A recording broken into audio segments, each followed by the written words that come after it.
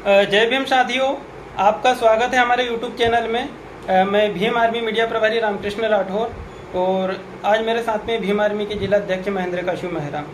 साथियों, दिन प्रतिदिन हम दलितों पे अत्याचार बढ़ता जा रहा है, हमारा शोषण होता जा रहा है। आजकल देखने में आ रहा है कि नाबालिग बच्चियों का रेप हो रहा है। कहीं ना कहीं घटनाएं दिन प्रतिदिन बढ़ती जा रही है और सरकार इस पर कोई भी कार्रवाई नहीं कर रही है। इसीलिए आज मेरे साथ में है महेंद्र काशु मेहरा और इनसे जानना चाहूँगा कि क्या क्या घटनाएं हुई हैं जिस कारण से ये वीडियो हमें बनाना पड़ा, और इस वीडियो के माध्यम से पूरी घटनाओं को विस्तार रूप से बताएंगे। साथियों जय भीम। साथी, विगत दिनों पूर्व एक घटना हुई है जो हंडिया थाना क्षेत्र का मामला है। वहाँ पर 3 नाबालिग लड़कियाँ, हंडिया क्षेत्र का मामला है, 3 नाबालिग लड़कियों को एक लड़के ने उनको बहला फुसला कर उनको इस प्रकार मोटिवेट किया क्योंकि वो बालिकाएं कि उन लड़कियों ने बिना बताए अपने घर को छोड़ दिया। साथियों, उस लड़के ने तीनों लड़कियों को बताया कि मैं आपको यहाँ पर नई नई जगह पर घुमाऊंगा, और हालांकि नवरात्रि का समय चल रहा था। तो उस टाइम साथियों उन तीनों लड़कियों ने उस लड़के के पास जाने का निर्णय ले लिया और अपने घर से 10,000 रुपये चोरी कर वह इंदौर की तरफ चल दी। जब तीनों लड़की एक साथ गायब हुई तो उनके परिजनों ने संबंधित थाना क्षेत्र हंडिया में जाकर लापता की FIR दर्ज करवाई। लगभग 3 से 4 दिन में पुलिस ने उन चारों को खोज लिया। अब कि आखिर हमारे SC ST समाज पर इस प्रकार का जो अत्याचार हो रहा है ये कब बंद होगा, क्योंकि आए दिन नई नई घटनाएं होती आ रही। अभी पिछले कुछ दिनों पहले रहटगांव थाना क्षेत्र में पांडर माटी का एक मामला हुआ था। अभी ये इस मामले को लेकर हंडिया थाना क्षेत्र में ये नई घटना हो चुकी है। जो पांडर माटी का था ना, उसमें कुछ गड़बड़ हो गया था ना, जैसे बयान वगैरह की लड़की उन्होंने कोई रिश्वत वगैरह ली थी। क्या हुआ था मैटर, उसके बारे में बताइए सर। मीडिया प्रभारी जी, वो लड़की जो थी वो इन लोगों को ऐसा बता दिया गया है लड़के तरफ से कि लड़की और हमारा दोनों का समझौता हो गया है। लेकिन मैं कहना चाहता हूँ थाना प्रभारी जी को कि अगर 376 का मामला हुआ है, मामला पंजीबद्ध हुआ, तो अगर समझौता होगा तो कोर्ट में होगा, क्योंकि 376 अगर मामला होता है, पंजीबद्ध शिकायत दर्ज होती है, तो उस मामले में समझौता ही नहीं होता। सीधी सी बात, अगर समझौता भी होता तो बयान बदलते, वो कोर्ट का मामला है, घर पे कोई समझौता नहीं होता है। तो कहने का मतलब ये है कि उन्होंने कुछ पैसे ले दे के और समझौता किया है। अब क्या कहना चाह रहे हैं भाई साहब? उस मामले को लेकर समझौता होगा ही नहीं।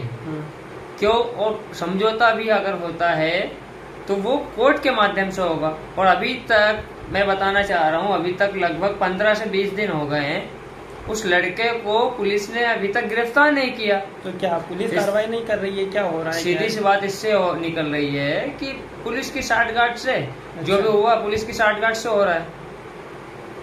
पुलिस भी काबू है, सीधा स्पष्ट ये हो रहा है। लगभग 15 दिन हो चुके हैं। कितना, 1 महीना हुआ है? लगभग 15 से 18 दिन हो चुके हैं। अच्छा। तो साथियों बताना चाहता हूँ, जो हंडिया का जो मामला हुआ है, पुलिस ने उन बालिकाओं को और उस लड़के को 4 से 5 दिन में खोज लिया। देवास में उन चारों को पकड़ने के बाद में हंडिया थाने चारों को लेकर आए और उनके परिजनों को फोन लगाकर थाने में बुलाया। साथियों, बुलाने के बाद में उन तीनों लड़कियां हालांकि नाबालिग थी, तो उसमें से एक लड़की का बयान ये निकला कि उस लड़के ने उसके साथ जबरदस्ती बलात्कार किया, उसके साथ दुष्कर्म किया और उसको गुमराह करके बहला फुसला कर उसने उसको झूठ बोलकर उसके पास बुलाया। हालांकि मैं हंडिया थाना प्रभारी जी को बहुत बहुत धन्यवाद देता हूँ, क्योंकि उन्होंने इस मामले को संज्ञान में लेकर कड़ी कार्रवाई की। उसके लड़के के ऊपर 376 का मामला पंजीबद्ध करवाकर उसको जेल भेज दिया गया। साथियों, बड़ा मुद्दा यह निकल रहा है कि आए दिन हमारे समाज पर जो अत्याचार होते जा रहे हैं, क्योंकि हमारे समाज की जो महिला है वो अभी वर्तमान में सुरक्षित नहीं है।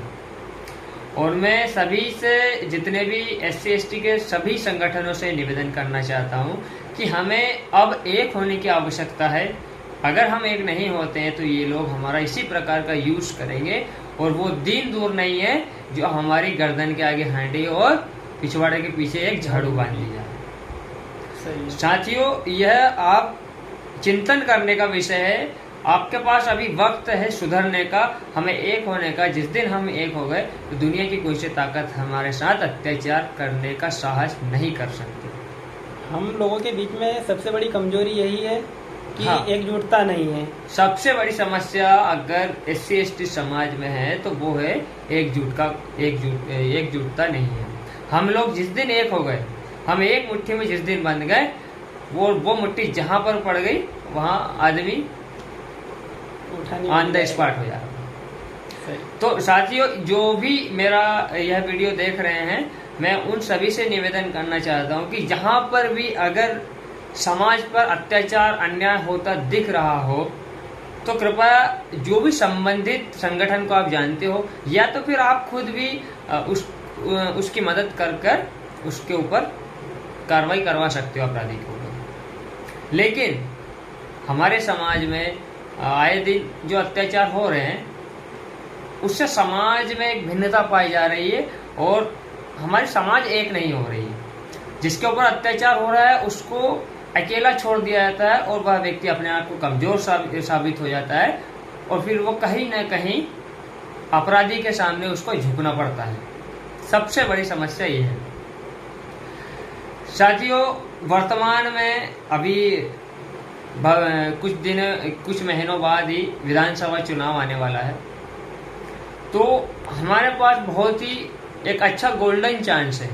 अगर हम एक हो गए, अगर हमारी जो सोच है, जो हमारी मानसिकता है, वो अगर एक हो गई तो हम अपनी सत्ता हासिल कर सकते हैं। लेकिन ये सत्ता हासिल तब कर पाएंगे जब हम एक दिशा में होंगे।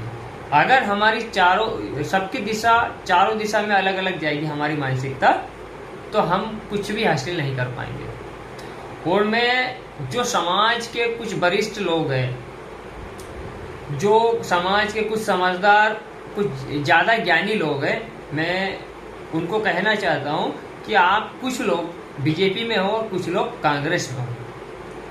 क्या आप इस बात पर गहन चिंतन करें। क्या आप अगर बीजेपी में रहकर अपने समाज का विकास कर पा रहे हो? क्या आप कांग्रेस में रहकर स्वयं का विकास, समाज का विकास, या अपने परिवार का या अपने आसपास के वातावरण का विकास कर पा रहे हो? साथियों, बताना चाहता हूं कि मुझे कुछ भी नजर नहीं आता है, क्योंकि अगर समाज का विकास बीजेपी करती, कांग्रेस करती या कोई अन्य पार्टी करती तो हमारा इतना शोषण क्यों हो रहा है? आज आप किसी भी थाना क्षेत्र में जाकर देखो, अगर आपकी एक बार में FIR भी दर्ज हो जाए तो मुझे पता है आप अगर जाओगे तो आपकी FIR भी दर्ज नहीं करते। ऐसे बहुत से केस मिलेंगे थाने में, अगर देखेंगे ना तो ऐसे बहुत से केस मिलेंगे जिनकी जो है ना कभी जांच पड़ताल नहीं हुई है, और वो केस वहीं पे दफन हो चुका है उस फाइल के साथ। बिल्कुल, जो पन्ने हैं ना, फटे हैं ना, फटने के साथ पूरे गल गए हैं, पर उसका कुछ हुआ नहीं है अभी तक। तो उनका मेन मकसद है भैया, पुलिस भी वही देखती ना, जिधर दम उधर हम, और मुजरिम आजादी से घूम रहे हैं। बिल्कुल, और वो अगले उसको अंजाम देते हैं फिर। बिल्कुल। तो साथियों, इस वीडियो के माध्यम से सिर्फ यही संदेश पहुंचाना चाहता हूं कि हमें एकजुट होने की आवश्यकता है, क्योंकि अगर हम एकजुट नहीं होते हैं तो हमें नुकसान नहीं होगा, हमारे आने वाली जो पीढ़ी है, हमारे आने वाली पीढ़ी को नुकसान होगा। हमारे आने वाली पीढ़ी के गले के नीचे एक हांडी और पिछवाड़े पे झाड़ू अवश्य हो जाएगी।